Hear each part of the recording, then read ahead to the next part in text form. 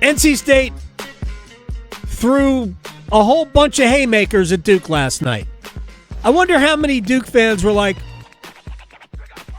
okay, we're down a lot early. Oh, but it's 10-9. We're right back in it. And all of a sudden, wait a second. Why is it 18-9? Then why is it 23-11? And then why is it 35-22? Because one team came ready to really throw down, and the other, for whatever reason, was not. Duke did change some things in the second half. They ratcheted up their defense. But really, for the most part, offensively in the second half, John Shire decided, forget the three ball. We are going to go downhill. We're going to be a team that shoots, but what they did, and it's what they've always done, and you have to give them credit, they pressure you, they deny, they contest, so it makes you have to play some one-on-one where you have to create an advantage off the drive. And, I'm not sure in a one-day prep I prepared them well enough to be able to handle that and know how to counter. That's something we're going to face as we go on, so we're definitely going to address that this week when we get back, and I have to help them more just to be prepared to handle that. It was first of all, it was a fun basketball game to watch. I could not have been more impressed with the Wolfpack. Before we get to Kevin Keats and that side of the coin, Duke flash zone defense in two different stretches in the second half, and it definitely worked. Who knows now? I would have told you no last game, but they went double big, which they haven't done, but we knew they'd done that earlier in the year, so we just felt if they go double big, that's one less shooter on the floor, and we could just try to keep it compact. I thought the activity our guys had in it, Cooper knew what he was doing this time, and just even in the zone, we just came up with the loose balls and rebounds, which is the hardest thing in the zone. They did. Duke got 15 offensive rebounds, whatever 15 of 35 is. So 3 out of 7, it's about 43%. That was Duke's offensive rebounding percentage for the game. If Duke's in that range, they ain't losing. Frankly, it's amazing that State kept it as close as they did, considering Duke's advantage on the offensive glass like that. All right, to NC State. Trey Parker was awesome. Absolutely awesome last night, as was Dontrez Styles. He fouled out with, 6 or 7 minutes left. He fouled out when Kaman Malawach threw up. Now, he didn't get called for the foul that caused that. He fouled Cooper Flagg on that drive in the same sequence, but yeah, then we paused the game so we can mop up after. Right. We don't need a domino effect. They showed the replay. What are we doing? Well, here's why. Because I know people complained about that, and you should. But the announcers were under the impression that the reason for Malawach throwing up was that he might have been hit in the stomach. That was not the case. Somebody else should have viewed that first. We don't need to see that. No, we don't need it. Cameron is such a small place, too. And, the smell, that would be so... I'm so glad that it didn't have a domino effect. And it was clearly warm in there. Because yes. 2 minutes later, a student, passed out. Yeah, see, Not a good combination. Maybe it's because why am I watching the replay on my phone? Anyway, here's Kevin Keats on Trey Parker. I thought Trey Parker played a really important role for us tonight because he brought us energy. He made shots. He was active defensively. And I've been saying this all along. Our freshmen are getting better. When you look at it, I thought Trey's gotten better. Paul's had some moments, and so has Bryce. And so we just hopefully just continue to work on those guys and keep them getting better. I think if you recruit somebody named Trey Parker, you should also recruit somebody named Matt Stone. But that's just me, and that doesn't really. Maybe he'd be from the Charlotte area, maybe the South Park area of Charlotte. Never mind. Why not? All right, more from Kevin Keats. Remember what I said before? Super impressed, but mad. We had the question in one-timers: why can't State look like that more often? Here's Kevin Keats. We were right there. We made some plays. We did some good things. And, as I said before, I want to get a little bit more consistent play. Today I thought it was, Trey Parker had a really good game. We look at it, Dontre Styles had a good game, but we don't get a lot from we don't get a lot from Marcus. So we just try to figure out how to get consistent and be able to have our better players play better on game night and not, this 2 or 3 group of guys play well and then the other ones don't. Yeah, we didn't get, Jaden Daniels had some moments. Marcus Hill had some moments. He had a 3-point play late that made it a 1-point game. I thought Huntley Hatfield played pretty well, considering he's not a consistent performer.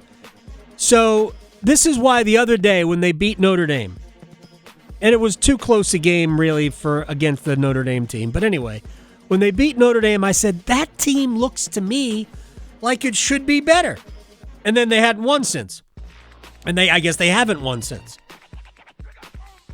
I'll say it again. This team should be better.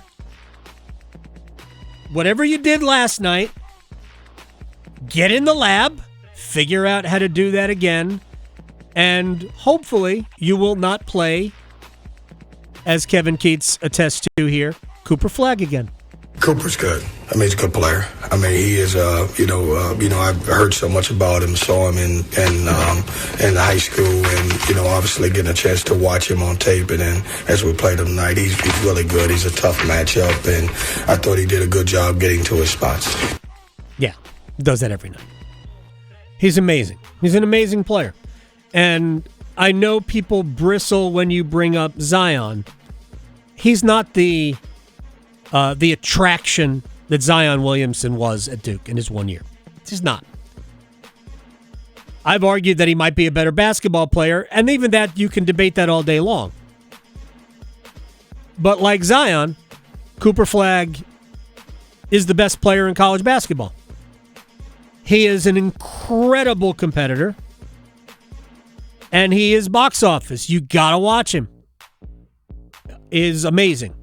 And he won the game for Duke last night. It's like, all right, we're not losing this. I'll take care of this. But he's not going to do that against, when you get even into the second round of the NCAA tournament, and you're playing against teams that are theoretically in the top 30 of the country. You can't get away with that. You lose. You lose the game. Cooper Flagg or no Cooper Flagg, you lose the game. So Duke should not put themselves in that position. All right, to some NFL stuff. So the Jets hired their coach, Aaron Glenn, also hired a general manager. I think his last name is Muji. Interesting. And the Dallas Cowboys, we're going to start with the Cowboys. They hired Brian Schottenheimer. Before people criticize Brian Schottenheimer, who has never been a head coach, he's been an offensive coordinator for a long time in the National Football League. He was actually the Jets offensive coordinator for a long time. I think he was the Jets OC when Rex Ryan was the coach, and the Jets went to back-to-back AFC championship games. Now, we can debate all day long whether or not he was a good offensive coordinator, and he's been around the block in the NFL before. He's been with a lot of different teams, which may be a bad sign. But I would also point this out. Just because you're a great offensive coordinator doesn't necessarily make you a great head coach, because we've seen a lot of offensive coordinators fail miserably as a head coach. So maybe you shouldn't hire a great offensive coordinator. Maybe you should hire a mid-offensive coordinator, which is how I would classify Brian Schottenheimer. But Jerry Jones at the press conference said, "Look at me, I'm a risk taker." Without this thing being about me in any way, if you don't think I can't operate out of my comfort zone, you're so wrong. It's unbelievable. This is as big a risk as you could take. As big a risk as you could take. No head coaching experience. Let me share something with you. With all of that, you've just heard him reference his osmosis, his family. Anybody in this room that doesn't believe the apple doesn't go far from the tree has missed it someplace down the road, especially if there was an effort to make it that way, and there was an effort. But then you go around to the countless numbers of coaches that Schotty has served on staff with and been around, the countless players. How often do you have someone that has 25, I want to say 25, it may be 26, of years of working through the human relationship and aspiring to learn, have his ears and eyes wide open and looking for techniques and looking for things that make coaches better. All right.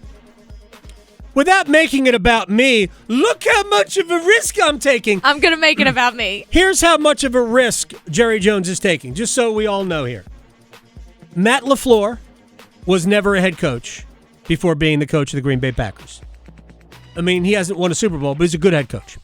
Really good head coach. That's a risk, right?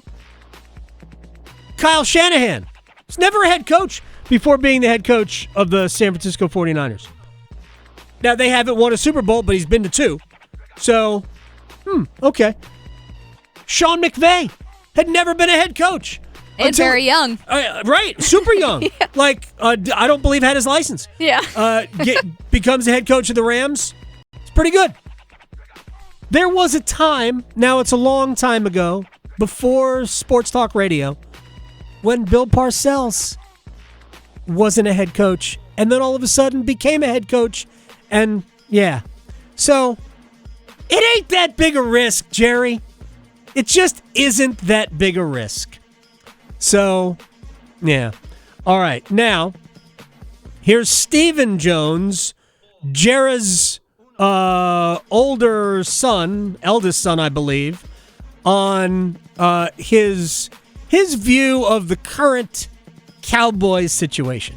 Obviously, we're also evaluating where it didn't go right, in terms of, this drought that people say we're in terms of a championship game or a Super Bowl. Okay. When he said drought, he used air quotes. Yeah. What else would you call it? Yeah.